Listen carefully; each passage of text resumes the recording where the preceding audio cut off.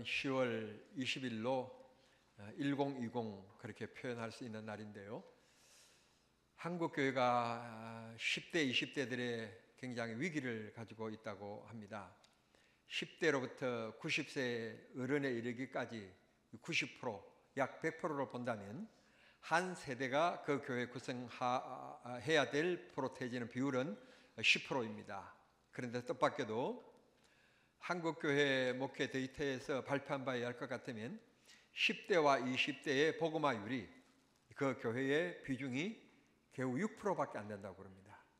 이게 10대가 6%가 돼도 이 심각한 문제인데 10대와 20대 모두가 6%라는 거예요.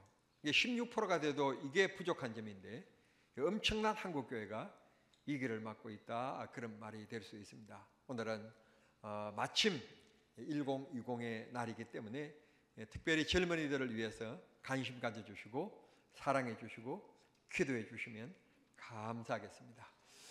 개인적으로 저도 1060을 참 좋아합니다. 개인적으로 좋아할 뿐입니다. 큰딸 생일이기 때문에 그렇습니다.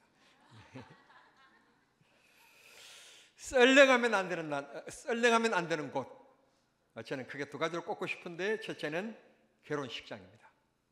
결혼식장에 하객들 없으면 안 됩니다. 잔치 날에 사람이 없는 것만큼 정말 썰렁한 것 없을 것입니다. 두 번째로 교회는 썰렁하면 안 됩니다. 어제 지인 목사님의 아들 결혼식이 있어서 한 2만 명 정도 모인다는 교회에 갔었습니다.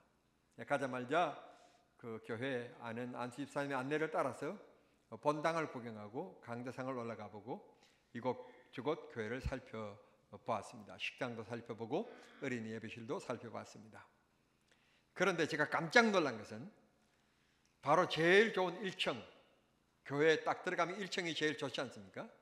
그 1층이 대략 제 눈으로 볼 때 한 400평 정도 될 것 같아요. 우리 교회 본당이 230평인데 우리 교회 딱 배 정도 되는 그런 큰 규모인데 완전 그냥 실내 체육관 같은 곳이에요. 근데 실내 체육관 같은 그곳에 반을 나누어서 실내 체육관처럼 뛰놀게끔 마루를 깔았고 그 반은 어린 아이들이 미끄럼틀 등등으로 놀 수 있는 기적 카페로 만들어져 있어요. 그 아이들이 벅적벅적하고 그 아이들이 벅적벅적하니까 부모님들이 한 분 이상 따라왔을 거 아니겠습니까? 그 어른들도 왔다 갔다, 그리고 그 아이들이 노는 모습을 볼 수 있게끔 2층에 그곳에 카페를 만들어서 커피를 마시면서 아이들을 이렇게 노는 모습을 바로 내려다볼 수 있게끔 그렇게 만들어뒀더라고요. 이야, 참 좋다, 그런 생각이 들었습니다. 그리고는 교회 식사를 마치고 계단 내려오는데 창문 바깥이 이제 바깥이에요. 바깥인데 보니까 인조 잔디로 이렇게 깔아두었어요.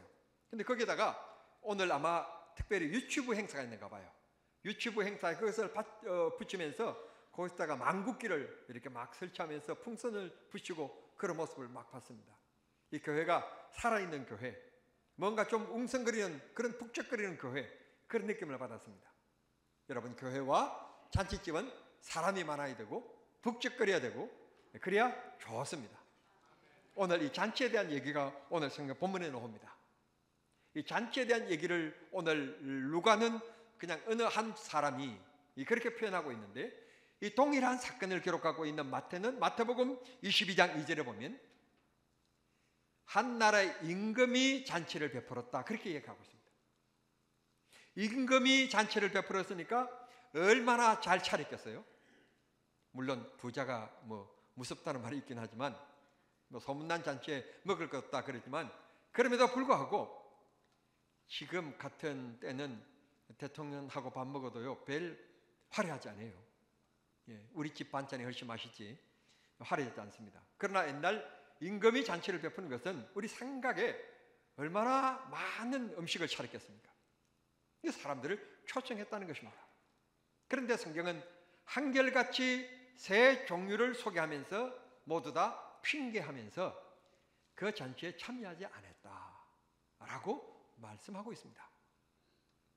오늘 핑계한 이 세 사람들의 종류를 한번 소개하면서 우리 다시 한번 더 우리의 믿음을 새롭게 다시 주님께 나아가게 만드는 귀한 시간이 되었으면 참 좋겠습니다.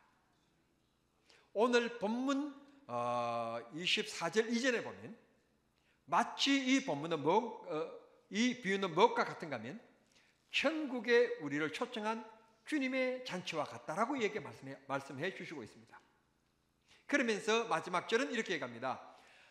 주인께서 처음에 초청한 사람들은 초청에 응하지 않았고 자기의 잔치에 참여할 사람이 없으며 후에 초청한 사람들이 복이 있다는 말씀하십니다. 하나님께서 이스라엘을 자기 백성으로 인치시고 지명하시고 서민으로 부르셨습니다. 그런데 이스라엘 백성들은 그 복음을 거절하게 되었고 오늘 이 시대에 살아가는 우리들에게 하나님께서 복음을 알게 해주셔서 하나님 나라를 바라보며 살아가게 만들었으니 곧 우리가 복이 있는 자라는 것입니다. 우리는 이 세상 살아가는 하나님이 주목하시고 하나님이 사랑하시는 정말 복된 사람인 것을 믿고 행복하게 살아가시기를 바랍니다. 한번 따라갈까요? 오늘은 내 인생의 가장 귀한 날, 가장 멋진 날, 가장 아름다운 날. 그렇습니다. 우리 인생에요 항상 오늘이에요. 오늘.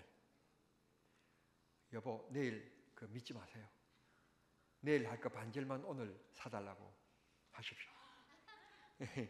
오늘 이 제일 귀한 날입니다. 제일 소중한 날입니다. 그리고 그 반절은 내일 사달라고. 항상 오늘이 내가 가장 젊은 날, 가장 소중한 날, 멋진 날인 것을 기억하십시오. 이 말을 바꿔 얘기하면 오늘 내가 예수의 음성을 들어야 하고 오늘 내가 예수의 복음을 마음속에 받아들여야 됩니다. 그게 구원받은 백성들의 기쁜 생활의 시발점입니다. 예수 만나면 인생 즐거워지게 되겠습니다. 하나님 말씀 마음속에 받아들이면 내 마음속에 주님의 역사가 있기 마련입니다. 그러면 오늘 이 세 종류의 초청받은 사람들의 얘기를 하고 있는데 첫 번째 사람은 이렇게 얘기를 하고 있습니다. 내가 밭을 샀기 때문에 불가불 오늘 잔치에 가지 못하겠고 산 밭을 돌아봐야 되겠다. 물론 우리는 이 마음을 잘 압니다. 왜냐하면 자동차 하나만 사도 그날 저녁에 잠을 못 자요. 꼭 누가 지나가면서 긁히고 지나갈 것 같은 생각이 들어서 그냥 그 잠을 못 자요. 그래가지고 지금은 그런 일이 별로 없는데 옛날에는요 자동차에 씌워 넣는 게 나왔어요. 비닐로 씌워 뒀어요. 그만큼 무엇을 사면 사람이 설레게 되어 있습니다. 그 실에 TV만 하나 바꿔도요 사람이 설레요. 얼마나 기분이 좋은 줄 몰라요. 하물며 그렇게 돈을 아끼고 근검질락해서 큰 밭을 샀으니 얼마나 기분이 좋겠어요. 그러니 그 밭에 나가봐야 되겠다는 말이 틀린 말은 아닌 것 같아요.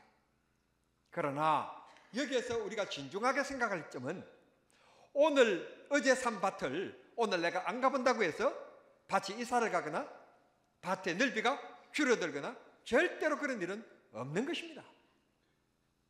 밭은 사는 것으로 그 순간 내 소유권이 있기 때문에 끝난 것입니다.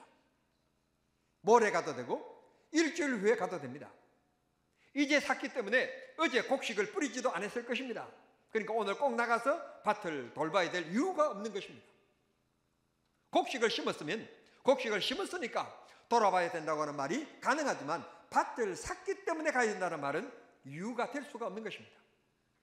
이거는 순전히 잔치에 참여하기 싫은 핑계에 불과한 것입니다. 오늘 수많은 사람들을 우리가 복음을 전해보지만 많은 사람들이 핑계하지 않습니까? 천국의 가치를 모르기 때문에 그렇고 죽음 다음을 정말 심각하게 생각하지 않기 때문에 그런 핑계가 나오는 것입니다. 자기 자신이 죽는다는 사실을 받아들이고 현실적으로 느끼고 그 다음이 어떻게 될 것인지 조금이라도 생각해보는 지식의 사람이라면 이게 믿음의 문제가 아니고 지식적으로만 다가서도 예수를 믿을 수밖에 없는 일입니다. 그런데 오늘 사람들은 세상의 주자입니다. 내가 이룬 것, 내가 산 것, 내가 소유한 것, 그걸 지키기 위하여 밭 사는 사람처럼 그걸 지키기 위하여 신앙생활을 못하는 사람들이 너무너무 많습니다. 오늘은 여러분들은 가을 단풍도 포기하고 왔습니다. 바쁜 일도 포기하고 왔습니다. 예수 그리스도가 소중하기 때문에 그렇고 천국이 소중하기 때문에 그런 줄 믿습니다. 이 사람의 실수, 바로 우선순위를 잘못 뒀고, 이 밭은 샀으면 자기 소유인데 거기에 대한 염려를 가질 필요는 없습니다. 너무 흥분될 필요도 없습니다. 흥분된다고 해서 그 밭이 배로 늘어나는 것도 아닙니다.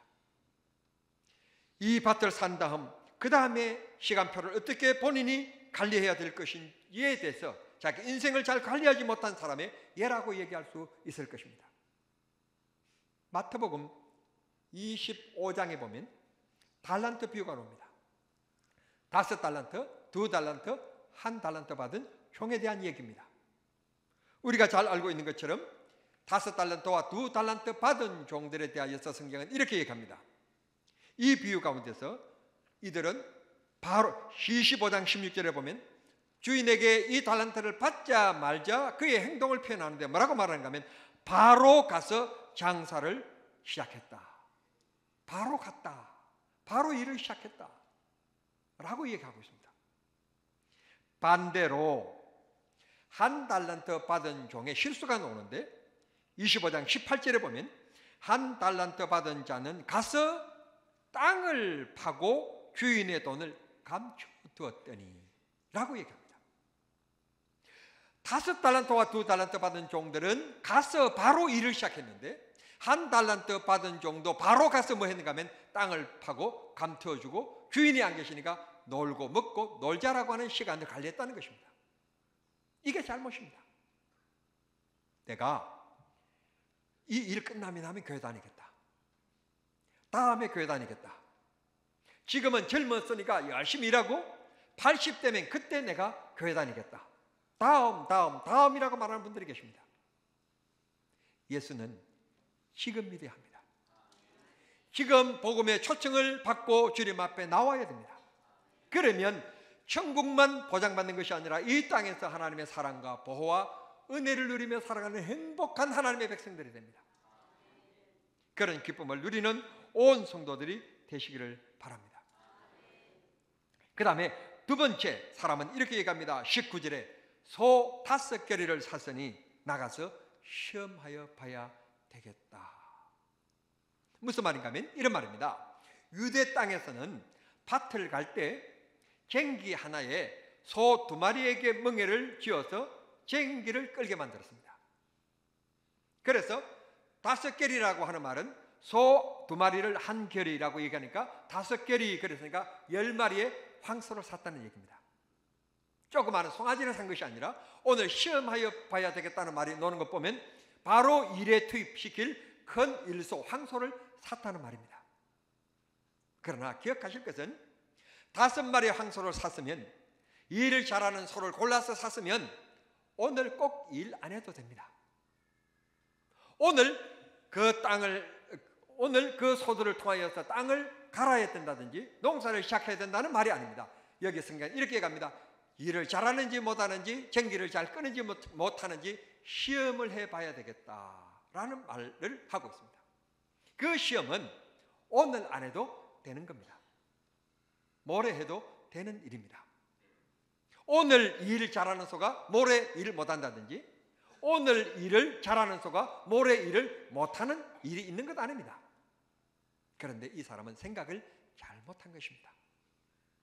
자기가 10마리에 기다렸던 그 항소를 샀다는 말은 부자라는 말이고, 부자라는 말은 이 10마리의 항소를 산 것이니 얼마나 흥분되었겠습니까? 얼마나 좋았겠습니까? 그런데 그 좋음을 잘 다스릴 줄 모르는 사람으로 소개하고 있는 것입니다. 성도 여러분, 우리가 이 세상을 살아가면서 정말 좋은 일들이 많습니다.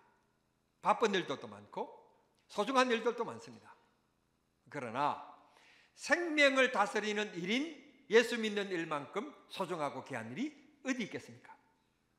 왜냐하면 우리 삶은, 우리 인생은 언제 어떻게 될지 모릅니다. 그래서 오늘이 제일 소중한 날이라 그런 말입니다. 내일 어떻게 될지 모릅니다. 그런다고 해서 우리는 너무 염세적으로 살 일은 아니지만, 그럼에도 불구하고 오늘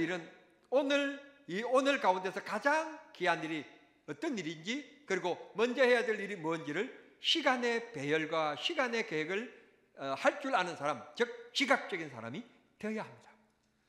주일은 다음 주일도 있긴 하지만 주일은 하나님 앞에 예배하는 일이 제일 소중합니다. 그 다음 일이 귀하고 소중한 일이 있을 뿐 제일 주일날 소중한 일은 하나님 앞에 예배하는 일입니다. 소를 데리고 시험하러 가는 날이 아닙니다. 스키 타러 가는 날도 아니고 단풍놀이 가는 것도 아니고 하나님 앞에 예배하는 날입니다.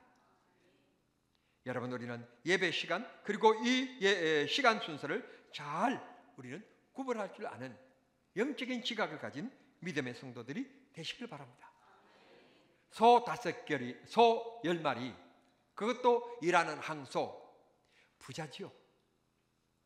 저희 어렸을 때는 소 1마리를 팔면 옆집 밭 100평을 샀어요. 지금은 어림도 없지만 저희 어렸을 때는 그만큼 항소가 소중하고요, 비싸고 귀했어요. 동네에 농사 짓는 집들이 너무 많지만 이 항소가 그 한 동네에 그렇게 많지 않았어요. 그래서 항소를 일하는 것을 부탁해서 품앗이를 하고 돈을 주기도 하고 그랬었어요. 그러니까 항소가 있는 집은 옛날에 진짜 부자였습니다. 옛날로 얘기한다면 10마리 항소라면 이 사람은 논 10마지기를 가지고 있다, 그런 뜻이 될 수 있습니다. 물론 그 10마리가 소중하지요. 그럼에도 불구하고 오늘 잔치에 참여하지 않는 것은 이 부자의 실수였던 것입니다. 마지막 세 번째 사람이 등장합니다. 이 세 사람들 가운데서 가장 타당한 이유를 가진 사람, 그 사람이 세 번째 사람입니다. 세 번째 이유는 이겁니다. 내가 장가 들었으니 신부를 혼자 두고 집에 두고 내가 그 잔치에 갈 수 없다라는 이유입니다. 이 말이 가장 타당하다는 말은 유대 백성들은 인종이 소수민족이기 때문에 인종 번식에 대한 그 생각의 개념이 굉장히 강했습니다. 그래서 자식 많은 게 복인 줄 알았고, 진짜로 옛날에는 이 유대인들에게는 자식들을 많이 낳는 그런 민족이었었습니다. 그래서 그런 줄은 모르지만 신명기 24장 5절에 보면 나라의 전쟁이 일어나도 진집 대상에서는 결혼한 사람들은 그 진집 대상에서 제외시켜주도록 성경이 말씀해 주시고 있습니다. 그러니까 오늘 이 세 사람의 핑계들 가운데서 이 세 번째 장가든 사람의 얘기가 가장 타당성이 있는 얘기입니다. 그럼에도 불구하고 성경 본문은 그 타당성은 있지만 올바르지는 않다고 얘기하고 있습니다. 왜냐하면 결혼식은 끝났습니다. 그 결혼식이 한 지가 일주일이 되었는지 2주일이 되었는지 한 달이 되었는지는 알 수 없습니다. 여기에서 우리는 인간 도리를 생각해 볼 수 있게 되는 건데요, 즉 우리는 품앗이의 정신을 한국 사람들은 가지고 있습니다. 어떤 집에 어떤 일이 있으면 함께 가서 기쁨과 혹은 슬픔을 함께 나눠줍니다. 그러면 내가 슬픈 일을 당했거나 내가 기쁜 일이 있으면 또 그분들이 와서 품앗이로 또 와주십니다. 그런데요, 청첩장을 받고도 집에 가서 우리 큰아들 결혼식 때 그 사람이 왔는지 살펴봅니다. 명단 쭉 봅니다. 그리고 돈을 심지어는 얼마 했는지도 봅니다. 그때 5만 원 했으면 지금은 10만 원 해야 됩니다. 근데 그때 5만 원 했다고 자기도 지금 5만 원 하면 5만 원 떼먹는 일이 됩니다. 물가 상승이 있기 때문에 그렇습니다. 잘 알아듣는지 모르겠습니다. 경제적으로. 즉 우리 한국 사람들은 그런 것이 있습니다. 오면 가주는 그런 마음이 있습니다. 오늘 이분도 마찬가지입니다. 자기가 결혼했다는 말은 혼자 하지는 않았습니다. 많은 이웃들이 와주어서 축하해 주었습니다. 그러면 당연히 지금 왕의 잔치에도 가서 축하를 해줘야만 되는 겁니다. 이 집도 가줘야 되는 겁니다. 그런데 이 사람은 장가 들었다라고 하는 말씀에 나와 있지 않느냐, 이게 법이다, 그것 따지는 사람입니다. 여러분, 교회는 하나님의 법을 따지는 곳이지 교회 세상 법을 따지는 곳이 아닙니다. 우리는 너무 세상적으로 똑똑하면 안 됩니다. 성경적으로 똑똑해야 됩니다. 성경이 뭐라고 말씀하시는지, 그리고 할 수만 있다면 법을 따지지 마세요. 이 세상에 완전한 사람이 어디 있습니까? 완전한 사람은 없습니다. 완전한 사람이 없기 때문에 하나님께서 남자와 여자를 짝지어 주셨습니다. 남자가 혼자 살아가는 게 고독해 보이고 외롭게 보이셔서 여자를 만들었습니다. 그 여자를 만드실 때 이 고독한 무뚝뚝한 남자에게 그래도 사교성이 있고 애교 있고 그래서 여자들은 말이 많습니다. 하나님이 원래 그렇게 만드셨습니다. 여러분, 바가지 긁는 마누라라도 있는 게 축복입니다. 축복.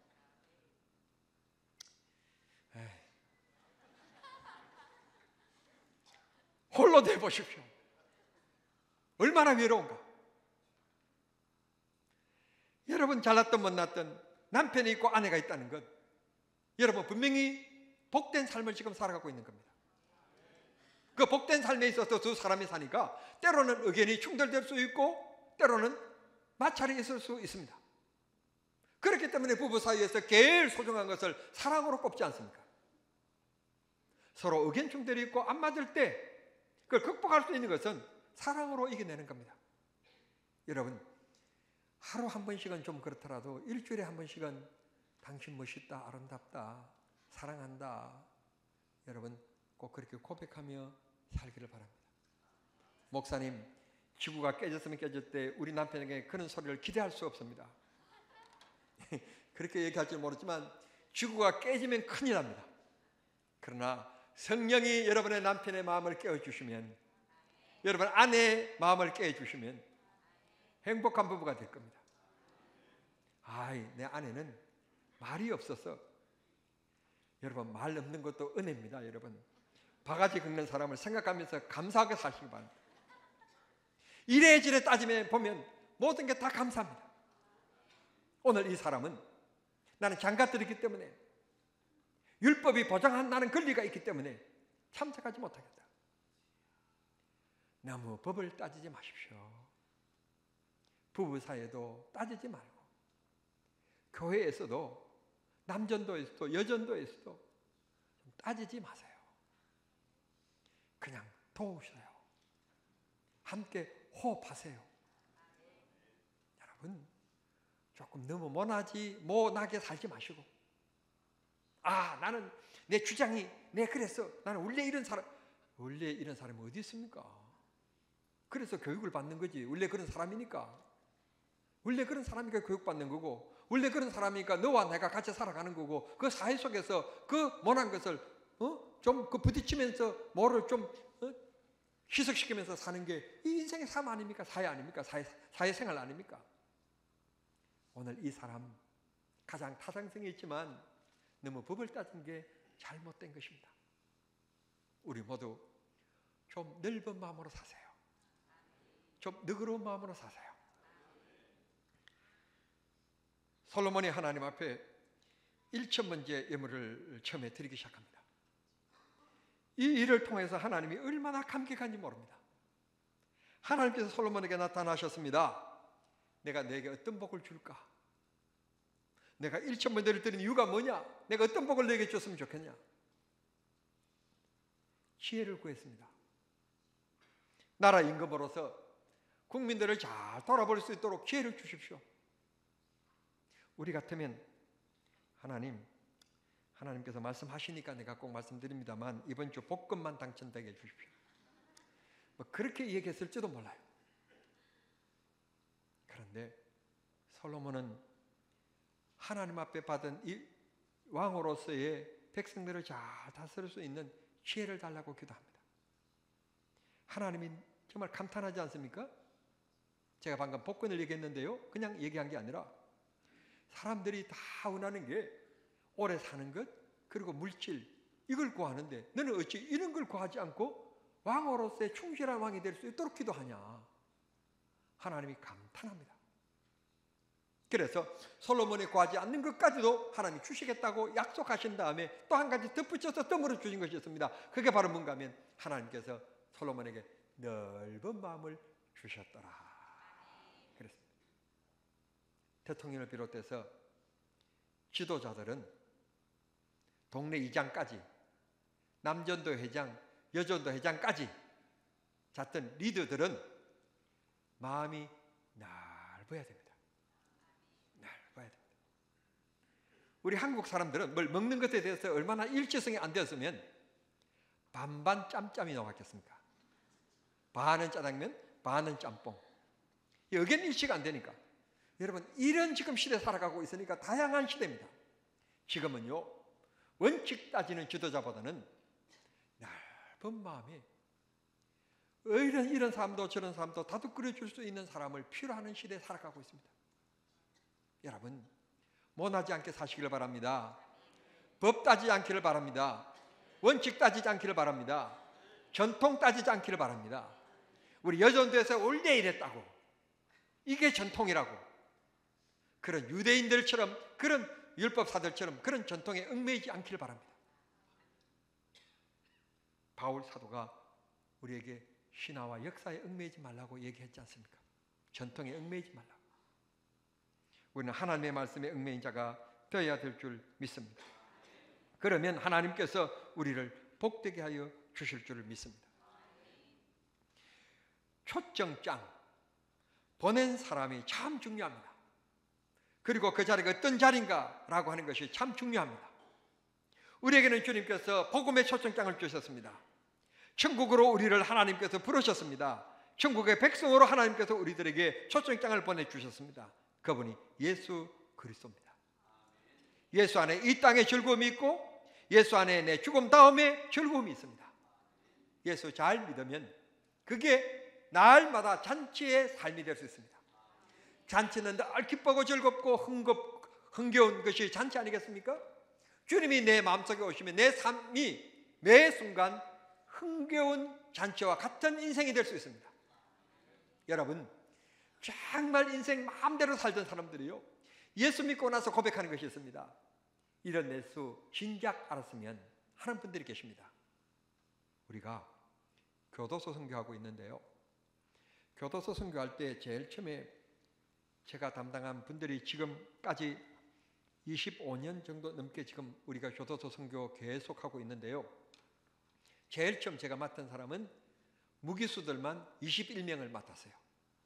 무기수들 21명을 맡았는데 한결같은 통계는 21명이 모두 교도소에 들어오기 전에는 예수를 믿지 않았어요. 교회를 안 다닌 거예요. 성경 공부를 짧게 하고 그냥 상담의 시간, 얘기 시간을 가졌어요. 돌아가면서 한번 얘기하도록 했어요. 그런데 제가 너무 놀라운 것, 목사로서 충격을 받은 얘기가 뭔가 하면, 누군가 내가 사회에 있을 때 복음을 전해주셔서 예수 믿게 했다면 내가 오늘 이 자리에 오지 않았을 것이라는 거예요. 내가 범죄하고 살인하고 이렇게 해서 이 자리에 안 왔을 거다. 예수 믿었다면, 예수 안 믿었기 때문에 그랬다는 거예요. 그런데 이들의 그 다음 고백이 뭔지 아세요? 그럼에도 불구하고 하나님의 사랑에 너무 감사하다는 거예요. 자기가 만약에 오늘 이 자리에 안 왔으면, 계속 사회에서 그 일하고 있으면 지옥 갔을 텐데, 그래도 법의 테두리에 걸려들어서 1억의 재판을 받고 이 감옥에 들어왔기 때문에 예수 믿게 되었으니 이제 남은 여생은 그래도 천국 가게 되었으니 감사하다는 거예요. 한국의 법으로 따지면 이 무기수들은 죽기 전에는 교도소를 나올 수 없어요. 죽어야 교도소를 나와요. 그런데 그분의 감사들이, 그래서 범죄한 것은 잘못됐지만 그래도 범죄했기 때문에 이곳에 와서 예수 믿게 되어서 감사하다. 나는 이 세상에서 볼 수 없는 감사를 그 교도소에서 저는 만났습니다.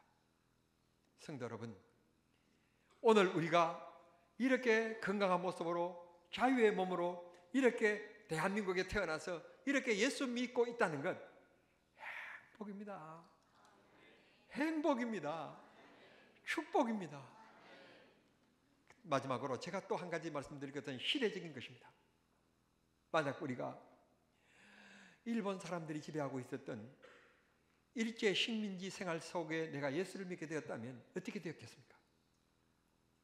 가짜 믿음 아니면, 진짜 믿음이라면 날마다 고문당하고 어려움을 당했을 겁니다. 신사참배도 하고 교회도 다니고 그냥 가짜 믿음이라면 어려움이 없었을 거고, 진정한 믿음을 가졌다면 주기철 목사님처럼 끌려가고 안희숙 사모님처럼 끌려가서 이 고문을 당했을 거예요. 일본 순사들에게, 일본 경찰들에게. 그런데 얼마나 좋아요. 이 시대에 태어나서 내가 게을러서 그렇고 내가 시간 계획을 잘 못해서 그렇지 얼마나 좋은 시대에 태어나서 예수 이렇게 마음껏 즐겁게 믿을 수 있다는 것 축복이고요. 시대적인 것, 다음은 환경적인 것인데요. 어제 제가 2만 명이 모이는 교회 갔다고 그랬는데 그 교회 안수 집사님에게 내가 본당을 보고 싶다 그랬더니 본당에 문이 열렸는지 사무실에 들어가서 확인을 하더라고요. 그 말은 평일 때는 본당을 잠가 놓는다는 얘기예요. 열어놓지 않는다는 얘기죠.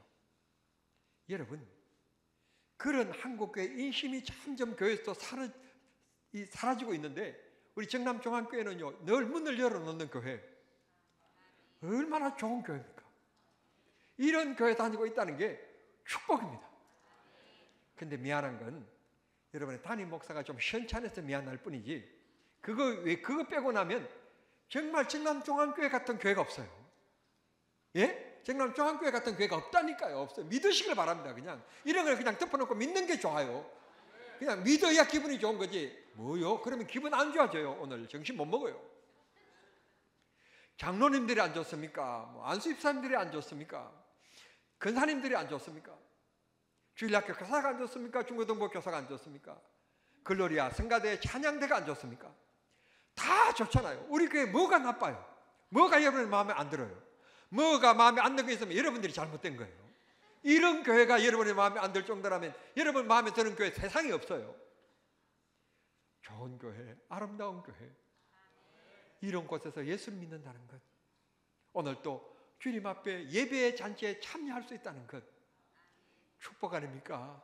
예배 참여하셨으니, 이 하나님이 배설하신 이 예배 잔치에 참여하셨으니 주님께서 이 시간 하늘문을 여시고 여러분이 이 땅에 누릴 귀한 것들을 채워주시는 축복의 시간 될 수 있게 되기를 바랍니다.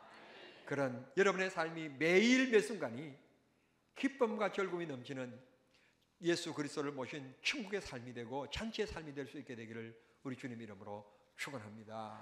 하나님 아버지 감사합니다. 오늘 또 귀한 말씀 주셔서 깨달을 수 있도록 해주신 것 감사합니다. 주의 말씀 들을 수 있는 기쁨 주시니 감사합니다. 우리가 천국의 초청장인 예수 그리스도를 받았사오니 매 순간마다 우리가 인생이 잔치와 같은 기쁨을 누릴 수 있도록 주여 은혜를 나리여 주시옵소서. 우리에게 복을 주시옵소서.